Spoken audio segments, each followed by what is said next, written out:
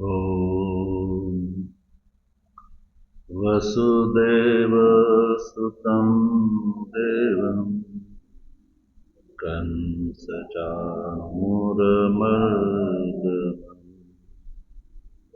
देवकी परमानन्दं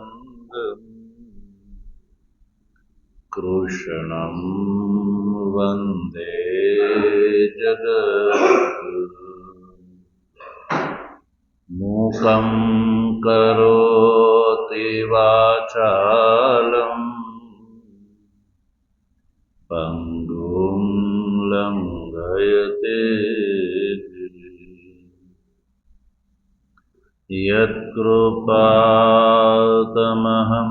वन्दे परमानन्दमाधवम्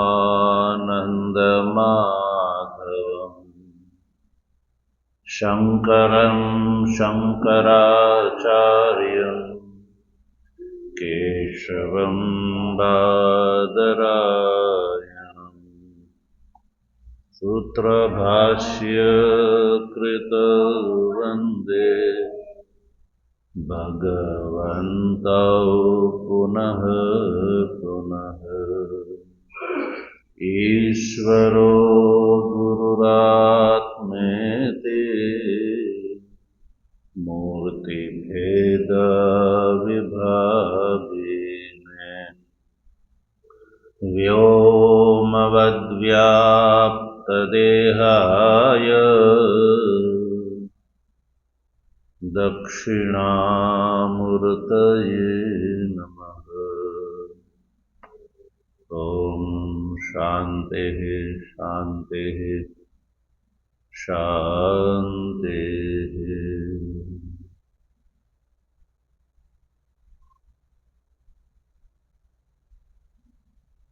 तत्वजिज्ञासु सज्जनों, ભગવાનની પરમાનુકંપાથી શ્રીમદ ભગવદ્ ગીતાનો શાંકર ભાષ્ય સહિત વિચાર કરી રહ્યા છે।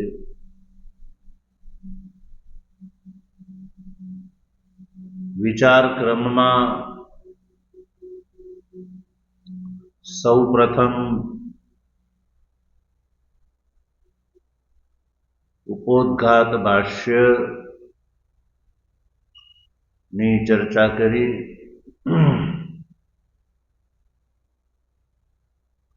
ત્યારબાદ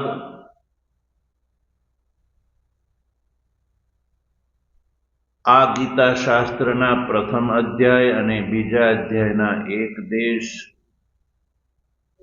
નું પિંડીકૃત ભાષ્ય કરતા ભગવાન ભાષ્યકાર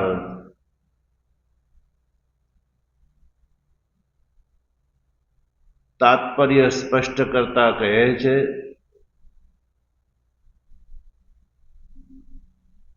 કે શોક અને મોહ એ સંસારના બીજભૂત દોષ છે।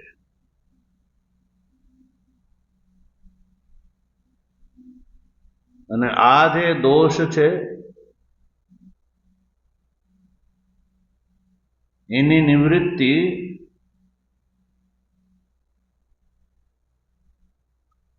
સર્વકર્મ સંન્યાસ પૂર્વક આત્મજ્ઞાનથી અતિરિક્ત અન્ય કોઈ સાધનથી સંભવ નથી।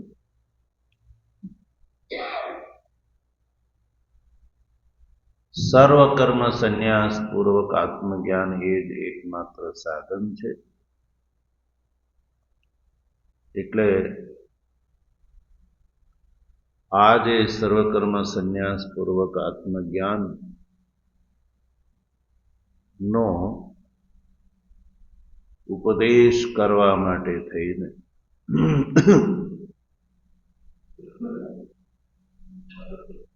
અર્જુનના માધ્યમથી સર્વલોક ઉપર અનુગ્રહ કરવા માટે થઈને ભગવાન વાસુદેવ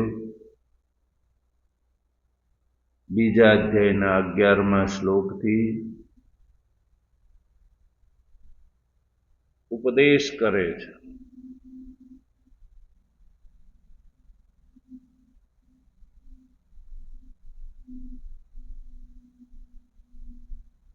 તો પ્રસંગથી વૃત્તિકાર અભિમત જે મત છે એનું ખંડન કરવા માટે થઈને ભગવાન ભાષ્યકાર વૃત્તિકારના મતનો અહીંયા ઉલ્લેખ કરે છે. વૃત્તિકારનો મત છે કે કેવલ્ય જે મોક્ષ છે એ કેવલ સર્વકર્મ સંન્યાસ પૂર્વક આત્મજ્ઞાન નિષ્ઠા માત્રથી નહીં સંભવ નથી,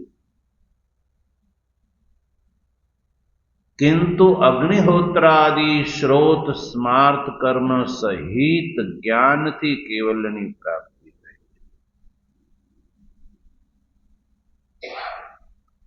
આવો આજે વૃત્તિકારનો જે મત છે સમુચ્ચયવાદ, એ સમુચ્ચયવાદનું ખંડન કરવા માટે વૃત્તિકારના મતનો ઉલ્લેખ કર્યો.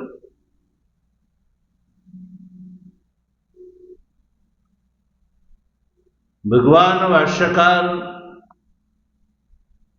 આ જે વૃત્તિકારનો મત જે સમુચ્ચયવાદ છે એ ગીતા શાસ્ત્રથી વિરુદ્ધ છે.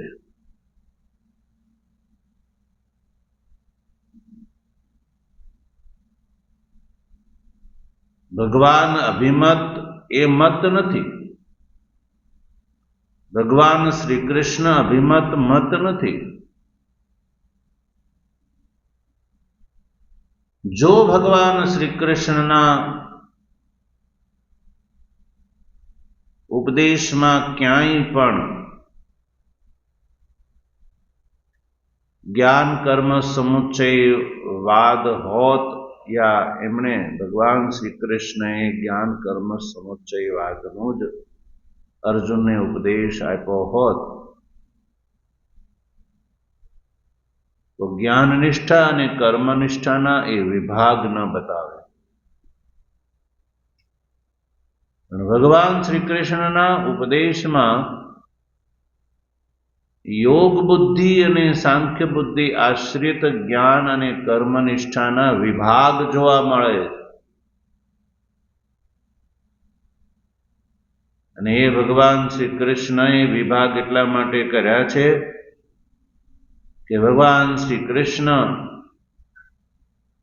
ના કથનથી સ્પષ્ટ થાય છે કે ભગવાન શ્રી કૃષ્ણ જ્ઞાન અને કર્મનો સમુચ્ચય અભિપ્રેત નથી, કારણ કે એ બેઉ પરસ્પર વિરુદ્ધ છે. એક પુરુષ અનઅનુષ્ઠેય છે અને એ વિભાગ પણ ભગવાન ભાષ્યકારે અહીંયા બતાવ્યા. ગીતા શાસ્ત્રમાં એ વિભાગ ક્યાં છે એ સ્થળ પણ બતાવ્યું. અશોચાનન્વથી લઈને સ્વધર્મમપી ચાવેક્ષ સુધી જ્ઞાન યોગનું નિરૂપણ, ત્યારબાદ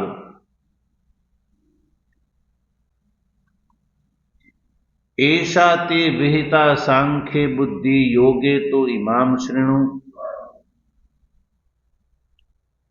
ત્યાંથી ભગવાન શ્રી કૃષ્ણએ કર્મનું નિરૂપણ કર્યું છે. અને આ જે બે વિભાગ દેખાડીને અર્જુનને કહ્યું કે એ અર્જુન, તું કર્મનો અધિકારી છે. જ્ઞાન યોગેન સાંખ્યાનામ કર્મ યોગેન યોગીનામ, એ ત્રીજા અધ્યાયમાં ભગવાન શ્રી કૃષ્ણએ ત્રીજા અધ્યાયના ત્રીજા શ્લોકમાં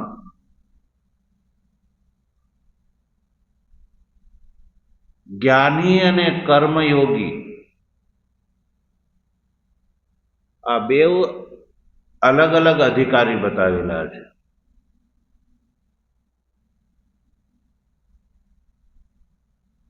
કારણ કે બેઉ એક કાલમાં એક સાથે એક વ્યક્તિ એ ન કરી શકે.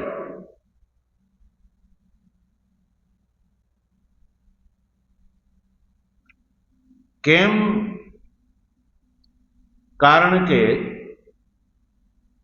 કર્માનુષ્ઠાનમાં કર્તૃત્વ છે, જ્ઞાનમાં અકર્તૃત્વ છે.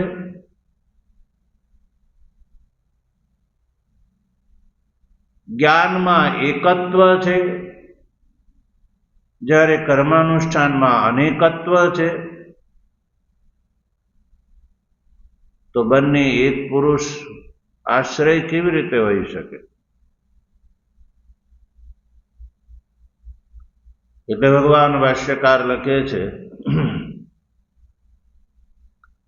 એવં સાંખ્ય બુદ્ધિમ યોગ બુદ્ધિમ ચ આશ્રિત્ય દ્વે નિષ્ઠે વિભક્તે ભગવતા એવ ઉક્તે જ્ઞાન કર્મણો કર્તૃત્વ અકર્તૃત્વ એકત્વ અનેકત્વ બુદ્ધિ આશ્રયયો એક પુરુષ આશ્રયત્વ અસંભવમ પશ્યતા.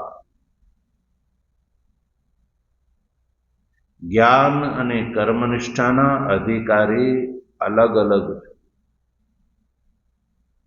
કારણ કે ભગવાન શ્રી કૃષ્ણ પણ એ વાતને સમજીને કહે છે. કર્તૃત્વ અને અકર્તૃત્વ એ બંને એક પુરુષ આશ્રિત કેવી રીતે હોઈ શકે? એટલે અસંભવમ પશ્યતા. ભગવાને બે નિષ્ઠાનો ઉલ્લેખ કર્યો, જ્ઞાન નિષ્ઠા અને કર્મનિષ્ઠા. બેવનું સ્વરૂપ અલગ અલગ. એટલે વૃત્તિકારનું જે કથન છે સમુચ્ચયવાદ, એક જ વ્યક્તિ જ્ઞાન અને કર્મ બંનેનું જે અનુષ્ઠાન કરે એ વાત ભગવાન શ્રી કૃષ્ણના અભિમત અનુસારીણી નથી. અને આ ગીતાના જે આ વિભાગ વચન છે એનું જે મૂળ છે એ શ્રુતિ છે. ભગવાન ભાષ્યકાર શાતપથીય બ્રાહ્મણ ના પ્રસંગનો પણ અહીંયા ઉલ્લેખ કરે છે. એનાથી પણ એ નક્કી થાય છે કે ભગવાનને જ્ઞાન અને કર્મનો સમુચ્ચય અભિપ્રેત નથી.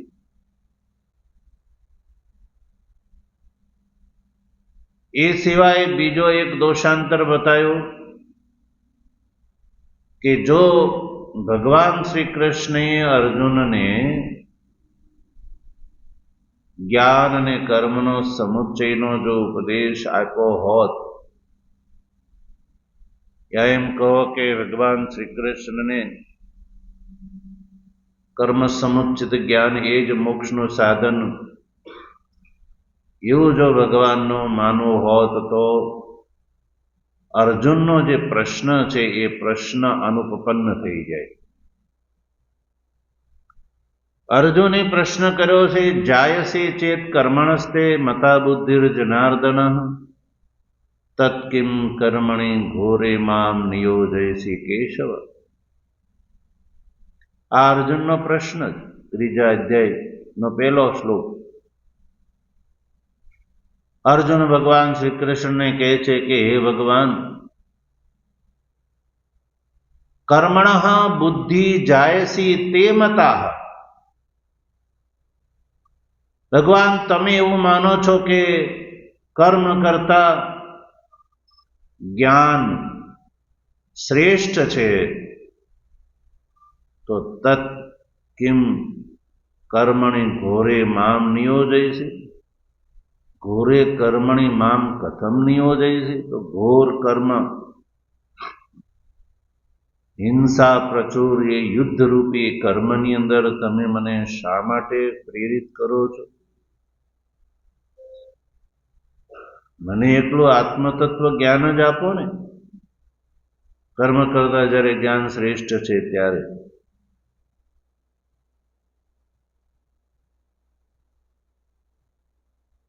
તો અર્જુન આવો પ્રશ્ન કેવી રીતે કરી શકે જો ભગવાનને જ્ઞાન કર્મ સમુચ્ચય અભિપ્રેત હોત તો?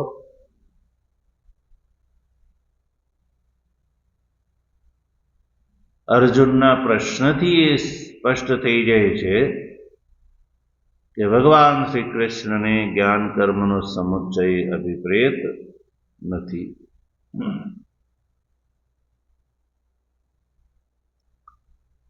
પછી બીજી વાત એ છે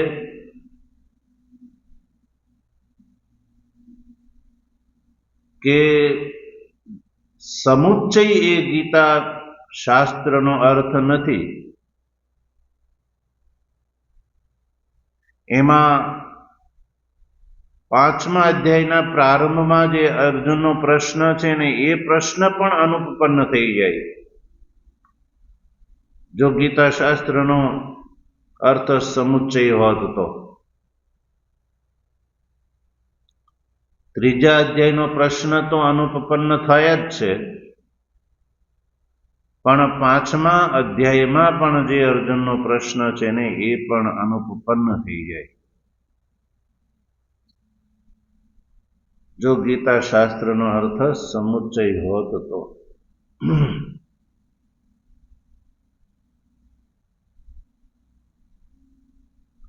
એ વાત ભગવાન શ્રી કૃષ્ણ અર્જુનને કહે છે. જો ત્યાંથી પાઠ આજે પ્રારંભ થશે. કિંચ યદિ બુદ્ધિ કર્મણોઃ સર્વેષાં સમુચ્ચય ઉક્તઃ સ્યાत् અર્જુનસ્યાપી સ ઉક્ત એવ ઇતિ યત શ્રેયઃ એતયોરેકં તન્મે બ્રૂહિ સુનિશ્ચિતમ ઇતિ કથમ અન્યતર વિષયઃ એવ પ્રશ્નઃ સ્યાत् નહીં પિત્ત પ્રશમનાર્થિનઃ વેદ્યેન મધુરમ શીતમ ચ ભોક્તવ્યમ ઇતિ ઉપદિષ્ટે તયોઃ અન્યતરત પિત્ત પ્રશમન કારણમ બ્રૂહિ ઇતિ પ્રશ્નો ભવતિ.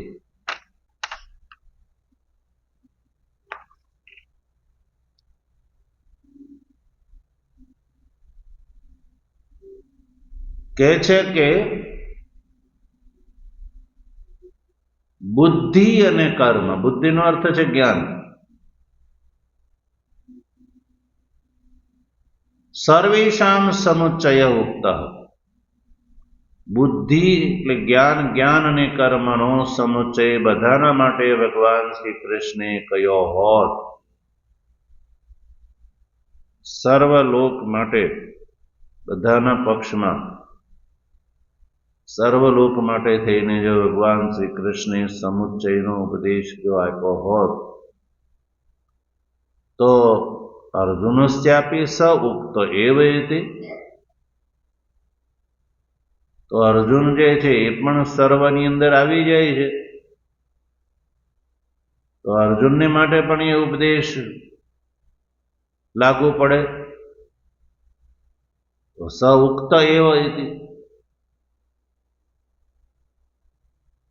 કારણ કે યત શ્રેયઃ એતયોરેકં તન્મે બ્રૂહિ સુનિશ્ચિતમ. આ 5મા અધ્યાયના પ્રારંભમાં અર્જુનનો પ્રશ્ન છે, યચ્છ્રેય એતયોરેકમ તન્મે બ્રૂહિ સુનિશ્ચિતમ. જો 5મા અધ્યાયના પ્રારંભમાં અર્જુને શું કહ્યું? સંન્યાસમ કર્મણામ કૃષ્ણ પુનર્યોગમ ચ શંસસી યચ્છ્રેય એતયોરેકમ તન્મે બ્રૂહિ સુનિશ્ચિતમ. આવું અર્જુનને ભગવાન શ્રી કૃષ્ણને કહ્યું. ભાષ્યકાર આ વાત શા માટે કરે છે કે કોઈ એમ કે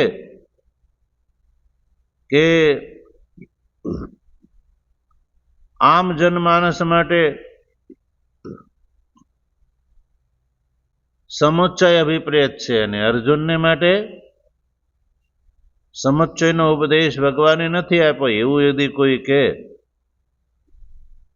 તો એ વાતનો ઉલ્લેખ કરીને ભગવાન ભાષ્યકાર કહે છે કે જ્ઞાન અને કર્મનો સમુચ્ચય બધાને માટે કયો હોય તો અર્જુનને માટે પણ કયો જ હોય. અર્જુનને માટે પણ ભગવાને સમુચ્ચયનો જ જો ઉપદેશ આપ્યો હોય, પણ અર્જુને જે પ્રશ્ન કર્યો છે તો એ પ્રશ્ન પાછો અનુપપન્ન થઈ જાય, કારણ કે અર્જુનને માટે સમુચ્ચયનો ઉપદેશ આપ્યો હોય તો પછી એના વિષયમાં અર્જુન પ્રશ્ન ન કરે કે યચ્છ્રેય એતયોઃ એકમ તન્મે બ્રૂહિ સુનિશ્ચિતમ. આવું અર્જુન ભગવાનને કેવી રીતે કહે? આ કથનનો અર્થ છે યચ્છ્રેય એતયોઃ એકમ યચ્છ્રેય તત સુનિશ્ચિતમ મે બ્રૂહિ. 5મા અધ્યાયના પ્રારંભમાં અર્જુન ભગવાન શ્રી કૃષ્ણને એવું કહે છે કે હે ભગવાન, એતયોઃ એટલે કે આ જ્ઞાન કર્મણો, યત શ્રેય જે મારા માટે શ્રેયનું કારણ હોય, તત એકમ સુનિશ્ચિતમ મે બ્રૂહિ. આ બેમાંથી મને એક કહો, બેમાંથી મારા માટે જે સુનિશ્ચિત હોય એ એકનો ઉપદેશ મને કરો. બેમાંથી મારા માટે જે શ્રેષ્ઠ યા શ્રેયનું કારણ હોય એ તમે મને કહો કે મારે સર્વકર્મનો સંન્યાસ કરવાનો છે કે કર્મનું અનુષ્ઠાન કરવાનું. કારણ કે ત્યાં ભગવાને સંન્યાસમ કર્મણામ કૃષ્ણ પુનર્યોગમ ચ શંસસી. ભગવાન શ્રી કૃષ્ણે 4th અધ્યાયમાં સંન્યાસ અને કર્મ એટલે કે જ્ઞાન અને કર્મમાં પાછો કર્મની પ્રશંસા કરી. ત્યાં કર્મની પ્રશંસા કરી એટલે બીજા અધ્યાયમાં ભગવાન શ્રી કૃષ્ણે જ્ઞાનની પ્રશંસા કરી. એટલે અર્જુને એવું કહ્યું કે જાયસી ચેત કર્મણસ્તે મતા બુદ્ધિર જનાર્દન. ભગવાન શ્રી કૃષ્ણ તમે કર્મ કરતા જ્ઞાનને શ્રેષ્ઠ માનતા હો તો પછી મને પાછું ઘોર કર્મમાં શા માટે પ્રેરિત કરો છો? 4th અધ્યાયમાં ભગવાન શ્રી કૃષ્ણએ કર્મની પ્રશંસા કરી છે. તો અર્જુન જે છે એ સાંભળીને 5મા અધ્યાયમાં પાછો ભગવાન શ્રી કૃષ્ણને એવું કહે છે કે હે ભગવાન, સંન્યાસ અને કર્મ એટલે કે જ્ઞાન અને કર્મમાં પાછો હે ભગવાન શ્રી કૃષ્ણ તમે યોગ એટલે કર્મની પ્રશંસા કરી. 4th અધ્યાયના પ્રારંભમાં તો આ અર્જુનના પ્રશ્નથી એવું સ્પષ્ટ થાય છે કે અર્જુનને ભગવાન શ્રી કૃષ્ણે અર્જુનને બીજા અધ્યાયમાં જ્ઞાનની પ્રશંસા કરી, જ્યારે ચતુર્થ અધ્યાયમાં કર્મની પ્રશંસા કરી. એટલે અર્જુન પાંચમા અધ્યાયના પ્રારંભમાં ભગવાન શ્રી કૃષ્ણને પ્રશ્ન કરે છે કે ભગવાન, સંન્યાસ અને કર્મની અંદર એટલે કે જ્ઞાન અને કર્મની અંદર ભગવાન તમે પુનઃ ફરી પાછી યોગની પ્રશંસા કરી, બીજા અધ્યાયમાં જ્ઞાનની પ્રશંસા કરી અને ચતુર્થ અધ્યાયમાં તમે યોગની એટલે પછી કર્મની પ્રશંસા કરી. તો પછી ભગવાન હું તો વિચલિત થઈ જાઉં છું કે મારા માટે શ્રેયસ્કર શું છે, જ્ઞાન કે કર્મ, એ હું નિશ્ચિત કરી શકતો નથી. એટલે યત શ્રેય, જે મારા માટે શ્રેયસ્કર છે, એતયો એકમ, બેમાંથી એક, એ નિશ્ચિત કરીને મને તમે બતાવો કે મારા માટે જ્ઞાનયોગ શ્રેયસ્કર છે કે મારા માટે કર્મયોગ શ્રેયસ્કર છે, એ હું નક્કી નથી કરી શકતો ભગવાન. એટલે તમે મને એ સુનિશ્ચિત કરીને બતાવો.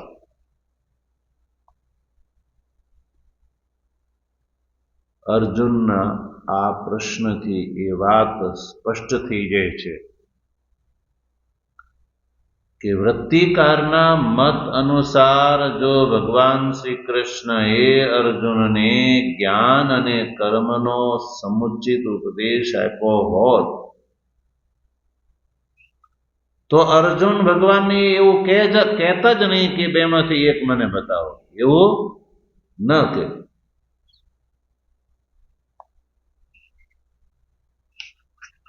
અર્જુનનો આવો પ્રશ્ન જ ઉભો ન થાય.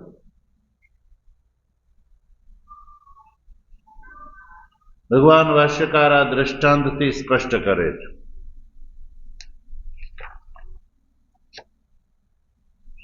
કે કોઈ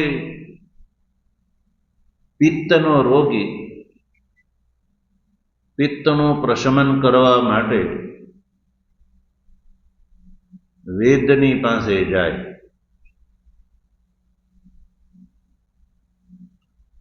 વૈદ્ય પિત્તનું પ્રશમન કરવા માટે થઈને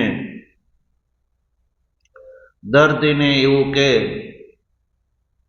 કે તમારે ગળ્યું અને ઠંડુ ખાવાનું. શું કહે? ગળ્યું ખાવાનું અને ઠંડુ ખાવાનું. કોને માટે એવું કે?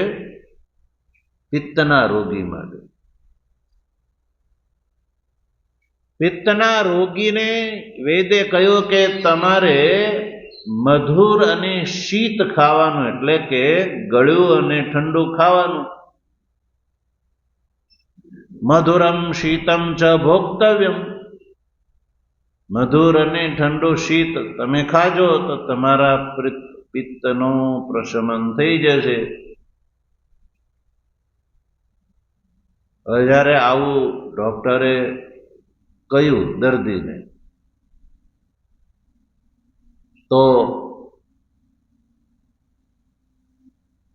દર્દી એવું કે બેમાંથી મને એક કહો, જે પિત્તના પ્રશમનનું બેમાંથી જે કારણ હોય એ તમે મને બતાવો.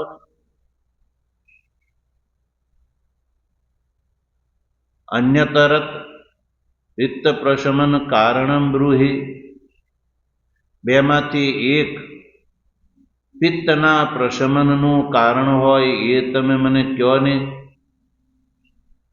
એવો દર્દીનો પ્રશ્ન ઉભો થાય ખરો?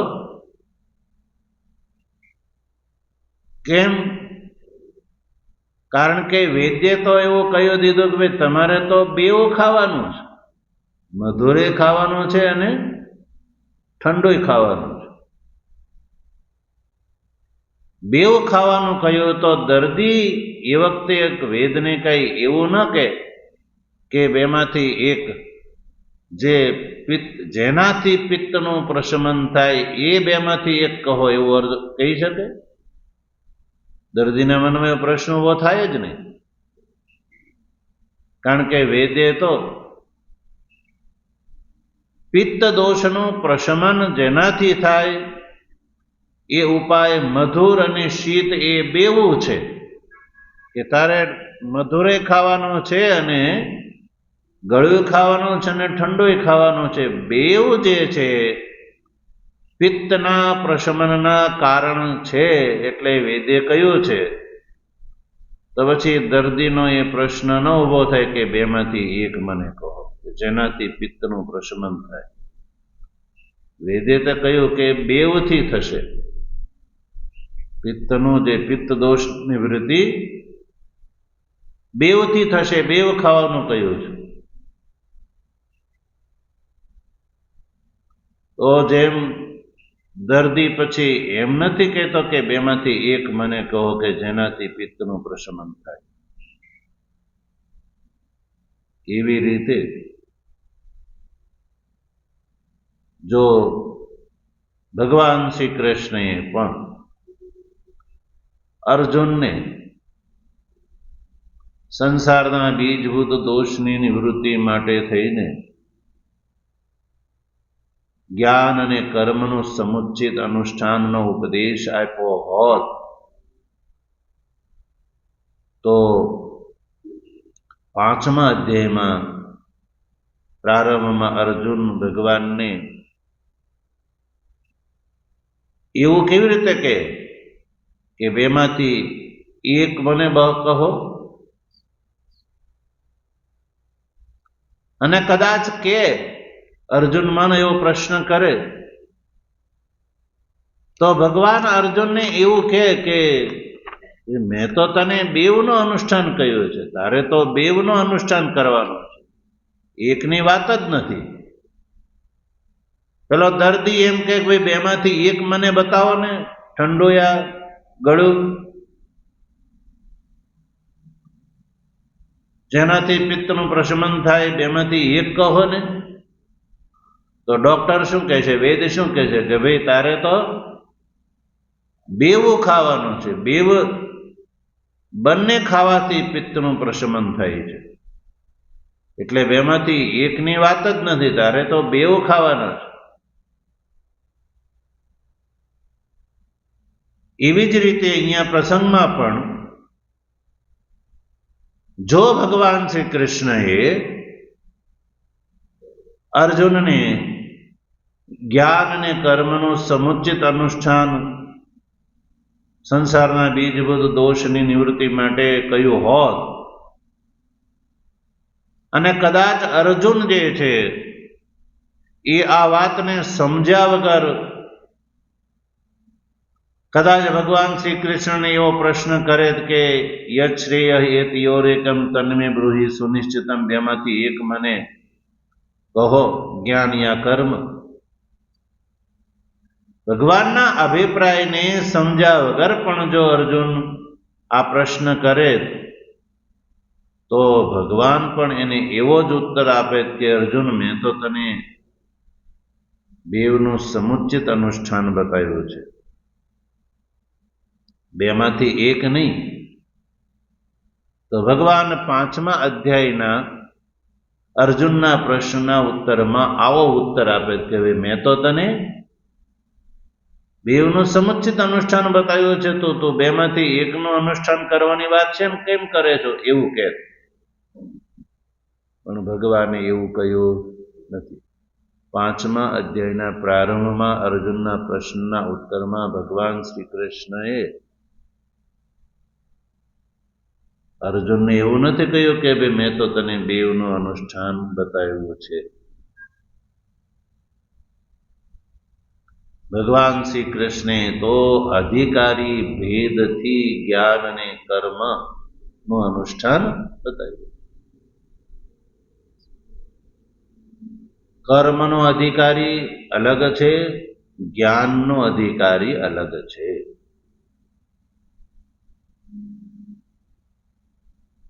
એવો ઉપદેશ આપ્યો છે.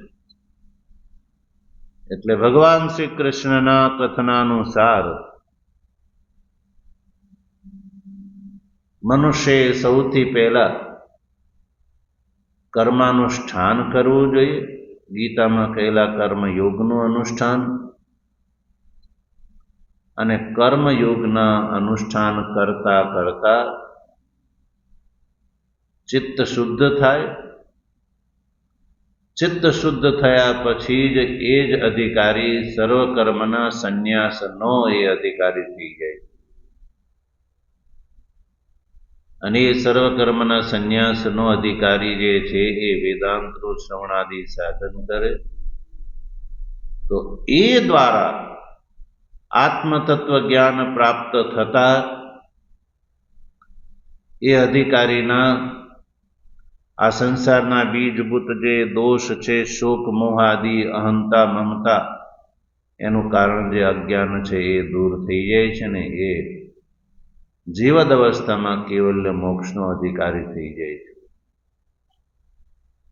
એટલે સજ્જનો, ભગવાન ભાષ્યકાર આ ગીતાનો અર્થ કરતા એવું કહે છે કે ભગવાન શ્રી કૃષ્ણએ ક્યાંય પણ અર્જુનને સમુચ્ચયનો ઉપદેશ નથી આપ્યો. જ્ઞાનનો અધિકારી અલગ છે, કર્મનો અધિકારી અલગ છે. જેનું અંતકરણ અશુદ્ધ છે એ કર્મનો અધિકારી છે, અને કર્મનું અનુષ્ઠાન કરતા કરતા જેનું ચિત્ત શુદ્ધ થઈ ગયું છે તો શુદ્ધ ચિત્ત વ્યક્તિ જે છે એ જ્ઞાનનો અધિકારી છે. બેવના અધિકારી જુદા જુદા છે. તો ભગવાનનો જે અભિપ્રાય છે એ ભગવાન ભાષ્યકાર ભાષ્ય કરીને સ્પષ્ટ કરે છે. એટલે ગીતા શાસ્ત્રનો અભિપ્રાય સમજવા માટે એકમાત્ર શાંકર ભાષ્ય જે છે એ જ આશ્રય કરવા યોગ્ય છે. એટલે સજ્જનો, આપણે આ ગીતાનો શાંકર ભાષ્ય સહિત વિચાર કરી રહ્યા છીએ. આગળ એક વધારે વિકલ્પ જે છે એનો ઉલ્લેખ કરીને ભગવાન ભાષ્યકાર આ વાતને સ્પષ્ટ કરે છે. જો ભગવાનની કૃપા હશે તો એનો વિચાર આગળ કરીશું.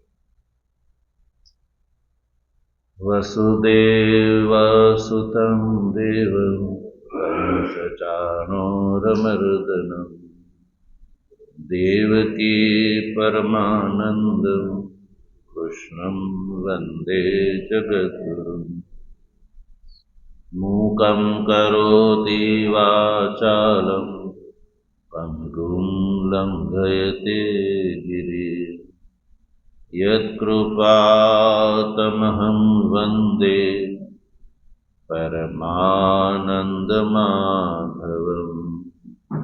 શંકરં શંકરાચાર્યં કેશવં બાદરાયણં સૂત્રભાષ્યકૃતૌ વંદે ભગવन्तૌ પુનઃ પુનઃ. ઈશ્વરો ગુરુરાત્મેતિ મૂર્તિભેદ વિભાગિને વ્યોમવદ્વ્યાપ્તદેહાય દક્ષિણામૂર્તયે નમઃ. ઓમ શાંતિ શાંતિ શાંતિ. સદગુરુદેવ.